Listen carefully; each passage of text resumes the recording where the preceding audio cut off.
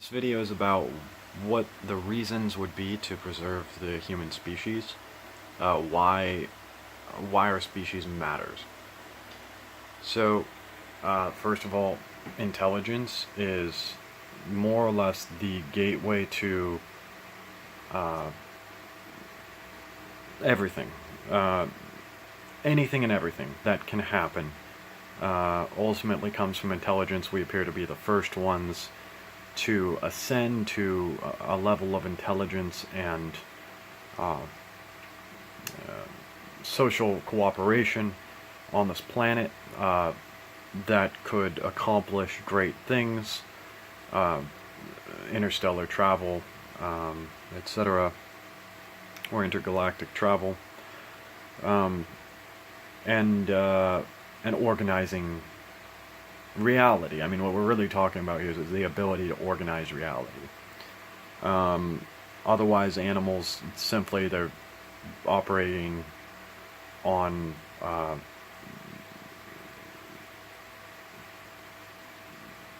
limited instinctual behaviors.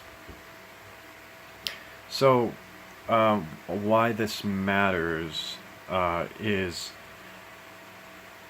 it ultimately, actually not why it matters. Ultimately, what happens is it raises the question: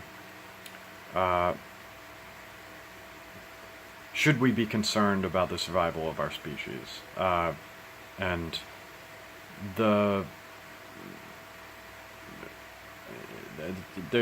which raises other questions, right? So, first of all, yeah, we should be concerned about the survival of our species under certain conditions. Now, that depends on the arithmetic you use to describe what matters. So, I look at, ultimately, any species can be an engine in a way. You can look at any species as an engine for creation. You know, you're creating something. So, when we talk about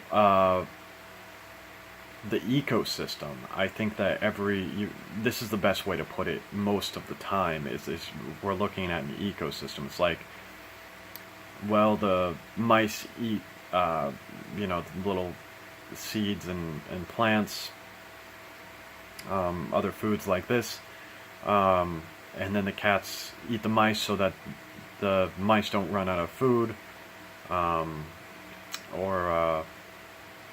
the owls. You know, there's sort of predators to limit the expansion of prey animals, so that or invasive animals, so that the ecosystem itself doesn't get too destroyed. And in those terms, you know, this is a very natural engine, and you might argue that it's sort of the fundamental groundwork for anything human, and therefore, by definition, is necessary. At least in our current form, right? And maybe it's best we just leave that. So, now what begins to happen is, you know, you can see the social cohesion and communicability of humans, and then you can actually discuss a different kind of product rather than just ecosystem, because we're not just ecosystem. We're not just creating, you know, an ecosystem. Specifically, when you are talking about factory farming, and in this case, namely, animal agriculture, or so it's called. So, when you get to this point where, you know, we just traveled through time to watch an ecosystem get formed and ultimately poop out humans, and and then the question is, well, if we're actually not a part of the ecosystem, are we worth preserving at all? And I think that in some cases the answer is yes. Some cases the answer is no. So basically,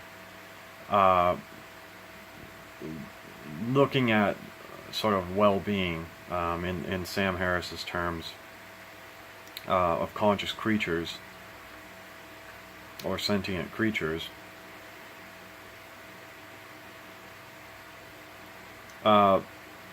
we do want to actually minimize the suffering of conscious creatures and maximize their well-being, all of them, and within reason.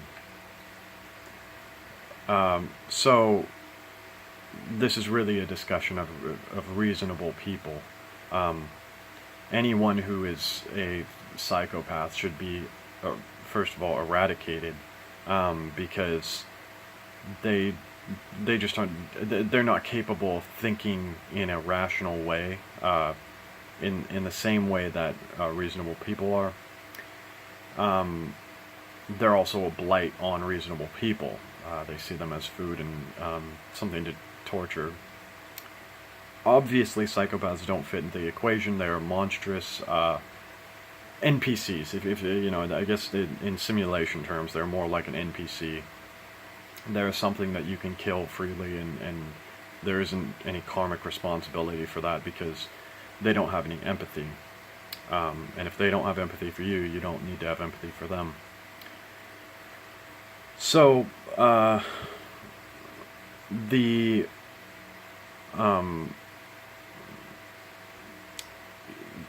outcome, of course, is reasonable people talking about, what we're an engine for, if not merely ecosystem. And we're an engine for producing animal agriculture, at least in part. This is the artificial creation of 100 billion animals every year, and their subsequent lifetime imprisonment followed by torture and execution. Now, considering we're only 7.5 billion strong, that's, we're more than 10 times creating maximal, maybe not maximal stuff. I mean, we're not deliberately, I guess our actions would actually show that we're deliberately torturing all these animals and killing them and eating them. If this is the engine that we are, and this is the engine we intend to continue to be, and that's the thing that meat eaters don't often think about here, is that this is what they're saying they want to continue to be. They like the idea of being sort of a evil, sadistic, torturous, monstrous type of being, and they want everyone to be that, and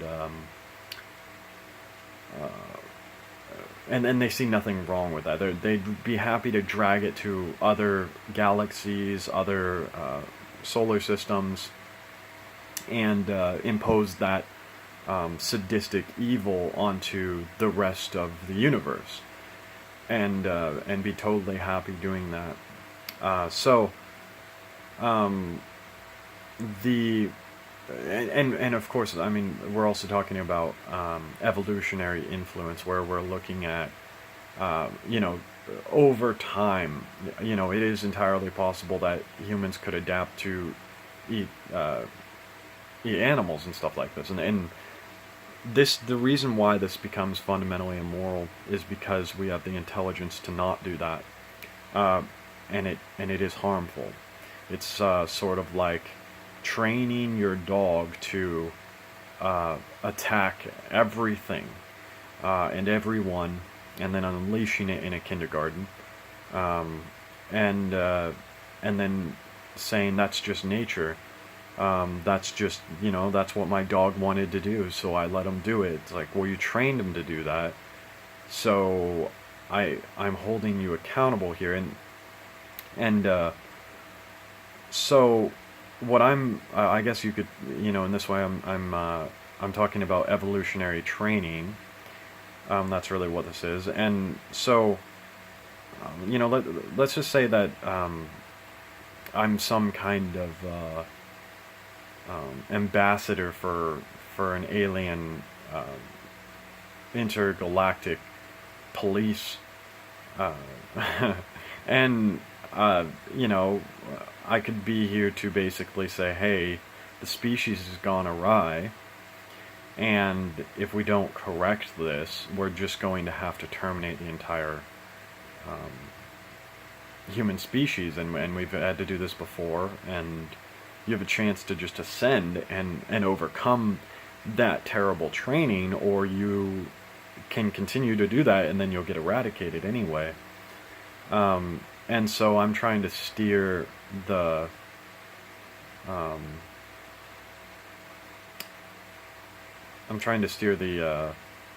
the species away from that, or train the species through evolution to not eat meat, to not drag their sadistic, evil path into other solar systems and galaxies, so that we don't have to terminate the whole species. And ultimately, the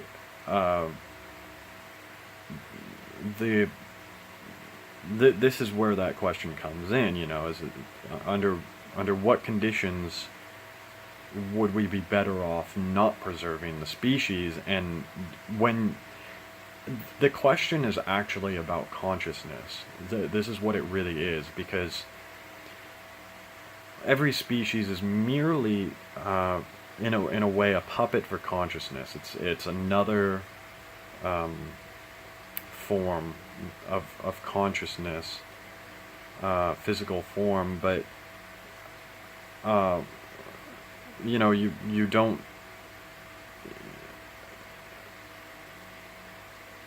don't want consciousness to be at war with itself. And that's exactly what would happen if we turned into... We're actually already at... I mean, here's the thing.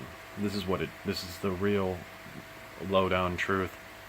We're already at the point where our species should be terminated. And so, technically, we're in the red, and we're being given some grace here, perhaps,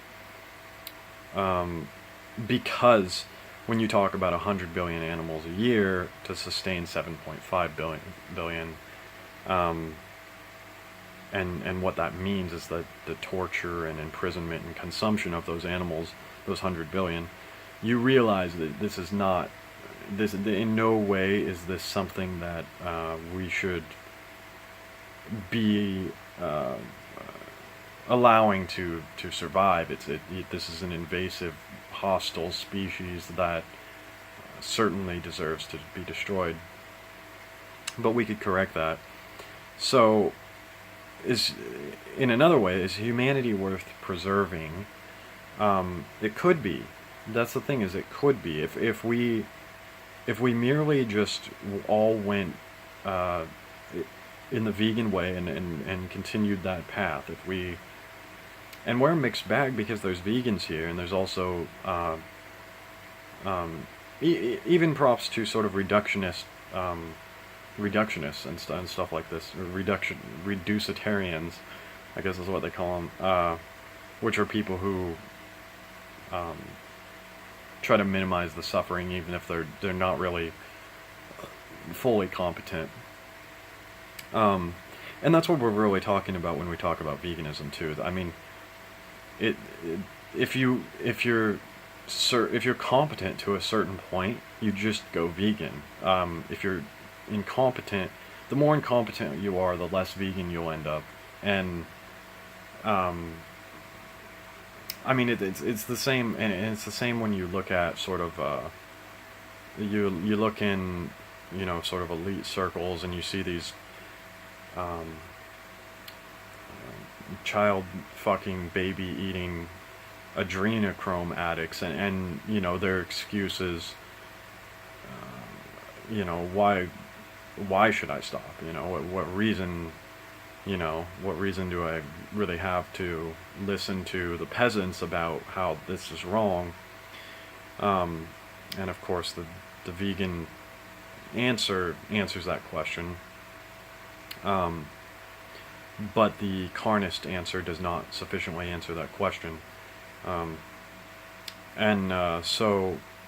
ultimately, as a vegan, you get to a level of competence where you recognize that every conscious node is worth something, that everything's experience is meaningful, at least to that thing, and that's important. So, people who don't have any empathy for their victims, which are animals most often,